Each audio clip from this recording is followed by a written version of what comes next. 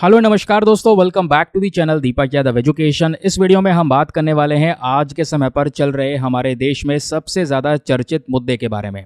तो हिंडनबर्ग की साइड से दूसरी रिपोर्ट आई है। उस रिपोर्ट के अंदर में सेबी चीफ का एक डायरेक्ट कनेक्शन ये बता रहे हैं गौतम अडानी के साथ में। तो पूरा मामला क्या है, इसको बहुत ही सिंपल तरीके से इस वीडियो में हम समझने वाले हैं। कई सारे न्यूज़ आर्टिकल्स, कई सारे वीडियोज़ ऑलरेडी आपने देख लिए होंगे, लेकिन टॉपिक थोड़ा सा कॉम्प्लेक्स है। इसको सिंप्लीफाई करके समझाना मेरा काम है। वीडियो को एंड तक देखना ताकि आपको हर एक चीज़ बढ़िया तरीके से क्लियर हो जाए। पहले ये जान लेते हैं कि जो हिंडनबर्ग की दूसरी रिपोर्ट आई है उसको लेकर देश भर में करंट समय पर क्या चल रहा है। दोस्तों ये बात है आज से 18 महीने पहले की। हिंडनबर्ग जो कंपनी है ये बेसिकली यूएसए की एक रिसर्च फर्म है। बड़ी बड़ी रिसर्चेस करते हैं और इनकी काफ़ी सॉलिड रिसर्च होती है, जिसके बेसिस पे बड़ी बड़ी कंपनियों को ये इतिहास में बहुत बड़े झटके दे चुके हैं। ये बेसिकली एक शॉर्ट सेलर कंपनी है, इस तरीके से आप ध्यान रख सकते हैं। तो आज से 18 महीने पहले लगभग जनवरी के महीने में साल 2023 में हिंडनबर्ग ने अडानी ग्रुप को टारगेट किया और अडानी ग्रुप को यहाँ पे टारगेट करते हुए बोला कि ये अडानी ग्रुप स्टॉक प्राइस के अंदर मैनिपुलेशन कर रहे हैं, अपने स्टॉक के प्राइसेस को ज़बरदस्ती बढ़ा रहे हैं। वो तरीका कौन सा है आगे मैं आपको इसके बारे में बताऊँगा। तो ये एलिगेशंस लगाए।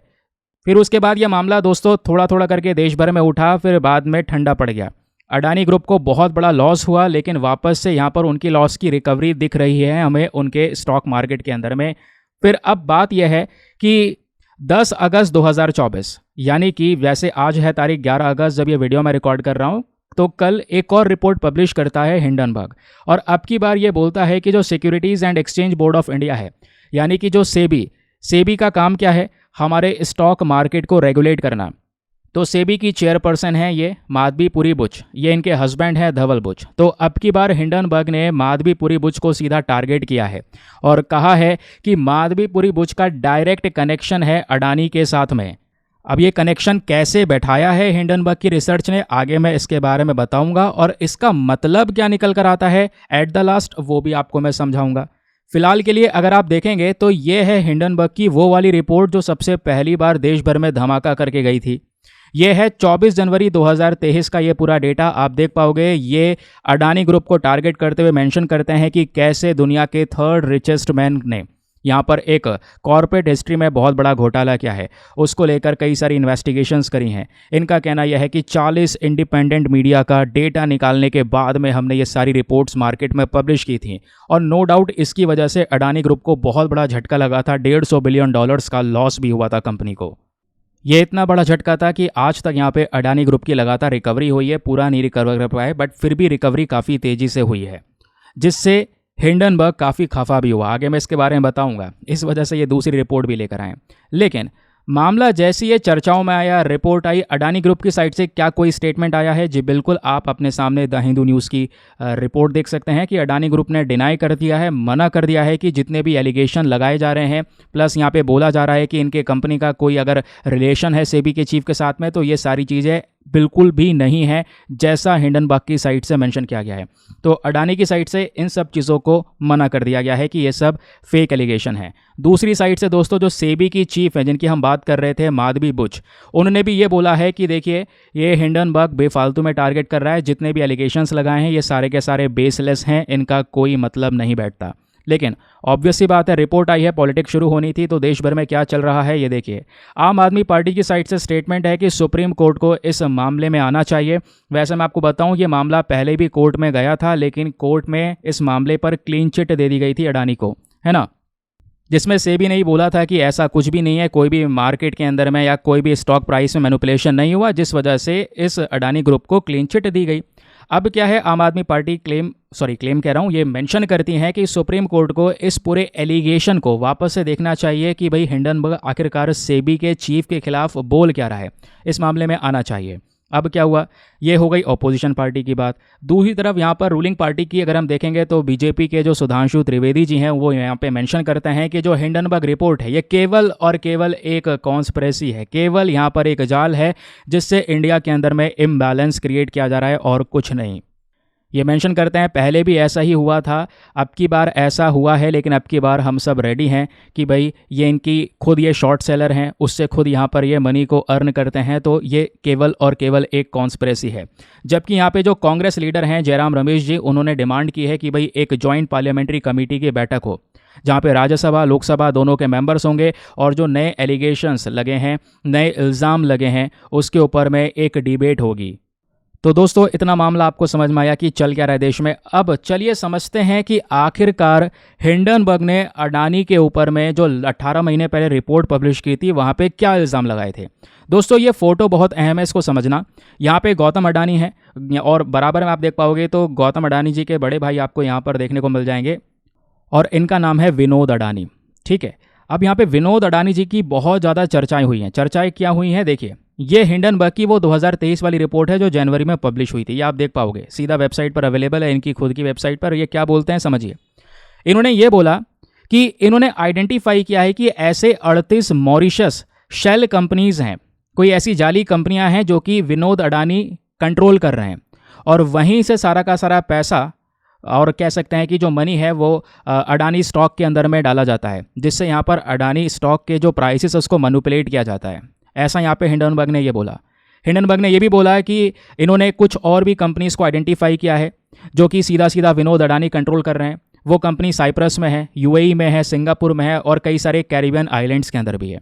देखिए दोस्तों शेल कंपनीज़ क्या होती हैं, अगर हम बात करेंगे तो बात यहाँ पे हो रही है स्पेशली मॉरिशस और बरमूडा की शेल कंपनीज़ के बारे में। शेल कंपनीज़ वो हैं जो कि ऐसे ही बनाई गई हैं, इनका कोई रोल यहाँ पर है नहीं, या नकली कंपनीज़ भी आप कह सकते हैं। ठीक है, अब हिंडनबर्ग ने ये बात बोली। अब इस बात को थोड़ा डिटेल से दोस्तों समझने की ज़रूरत है कि आखिरकार ये बात मायने क्या रखती है। देखो सबसे पहले मैं एक चार्ट बना देता हूँ, उस चार्ट से आपको बेहतरीन तरीके से हर एक चीज़ समझ में आएगी। यहाँ पर हैं ये विनोद अडानी। ठीक है, हिंडनबर्ग का कहना यह है कि विनोद अडानी क्या करते हैं, ये बाहर से अडानी ग्रुप के स्टॉक्स के अंदर में पैसा डलवाते हैं।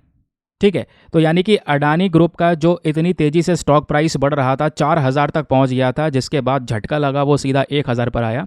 तो जब वो तेज़ी से स्टॉक प्राइस बढ़ रहा था उसके पीछे का रीज़न ये था कि अडानी ग्रुप बाहर दुनिया में बाहर जैसे मॉरिशस में नकली कंपनी बनाई और वहीं से वो फंडिंग करते थे अपने खुद के कंपनी में, अपने खुद के स्टॉक के अंदर में जो पैसा है वो ऐड करते थे, जिससे दुनिया भर को लगता था कि फ़ौरन से पैसा आ रहा है अडानी ग्रुप में, इस वजह से शेयर का प्राइस बढ़ रहा है। इससे लोगों में भी कॉन्फिडेंस आता और वो भी यहाँ पे लगातार इसके अंदर में इन्वेस्टमेंट करते। दैट इज़ वाई यहाँ पे लगातार ये प्राइसेस जो हैं शेयर्स के इंक्रीज़ हो रहे थे, ऐसा यहाँ पे हिंडनबर्ग का कहना है। लेकिन ये पैसा बाहर से आता कैसे था ये समझिए। तो हिंडनबर्ग का कहना है कि Adani family private offshore trust and companies, आपको विदेशों में स्पेशली मॉरिशस में कई सारी शेल कंपनीज नजर आएंगी और वो शेल कंपनीज खुद विनोद अडानी यहाँ पे कंट्रोल कर रहे हैं। ये सीधा सीधा इस रिपोर्ट के अंदर में लिखी गई है। ठीक है, ये बात आपको क्लियर हुई।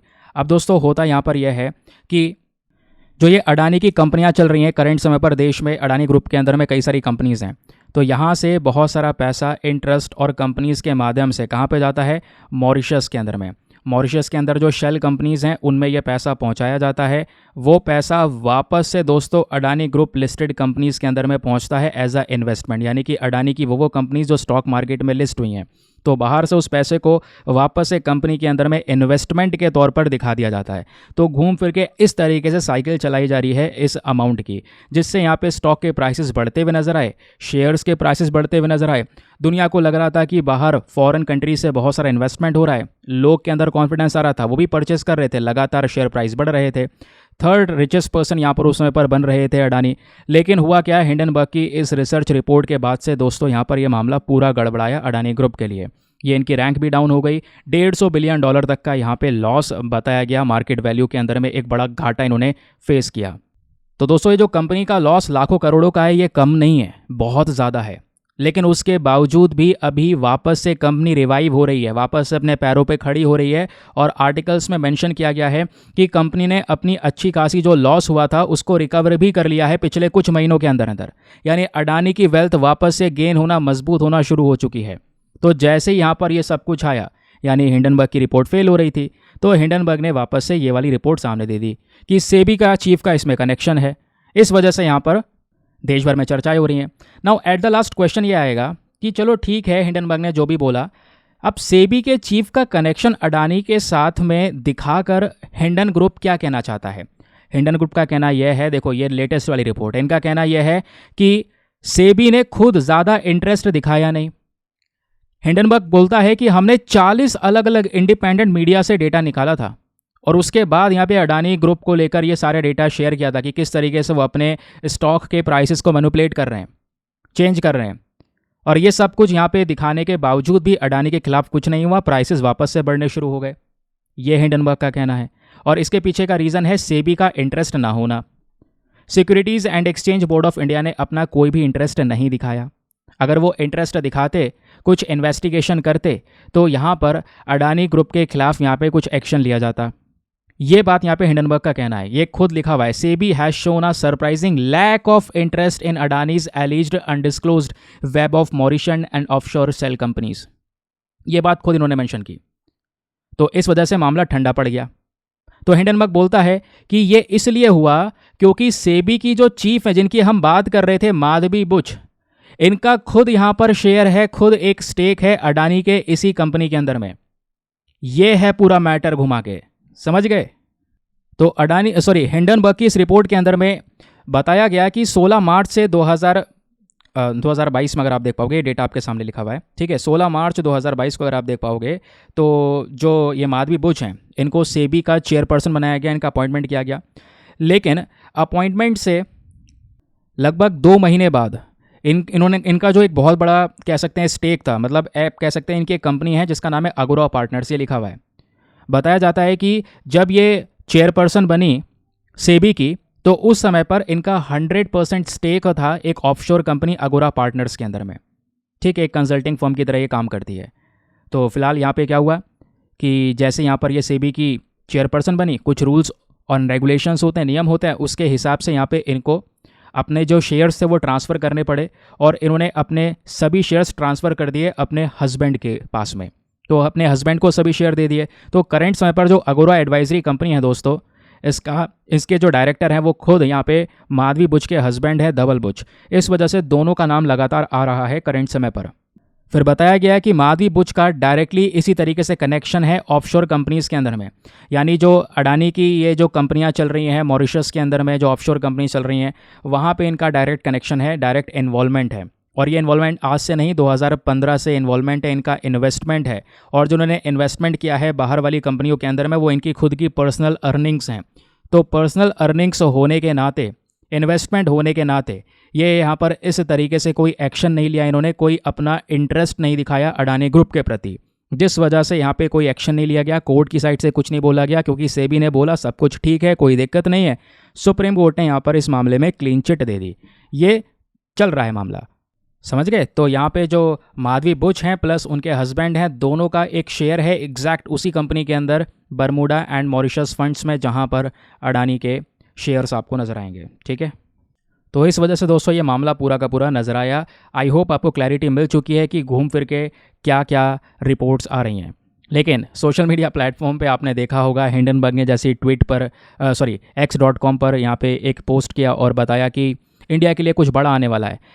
ऑलरेडी यहाँ पे बहुत सारे इंडियंस के कमेंट चले जा चुके थे। रिपोर्ट्स में आपने देखा होगा कि हिंडनबर्ग वापस से बढ़िया कोशिश करेगा, लेकिन इस समय कोई कोशिश जितनी भी होंगी सबकी सब बेकार जाएंगी। तो फिलहाल देखते हैं आगे क्या होगा। जो भी यहाँ पे लगातार अपडेट्स आते रहेंगे इस हिंडनबर्ग की रिपोर्ट को लेकर, वो अपडेट्स मैं आपके साथ में शेयर करूँगा, ठीक है। आई होप आपको अच्छे से क्लियर हो चुका है। ऐसे सभी इंपॉर्टेंट कॉम्प्लेक्स इश्यूज़ को सिंपल शब्दों में जानने के लिए, छोटे छोटे वीडियोज़ में जानने के लिए आप चैनल को मेक श्योर करें सब्सक्राइब कर लें। मिलते हैं आपसे अगले वीडियो में। आज के लिए bye bye, have a nice day, thank you and जय हिंद।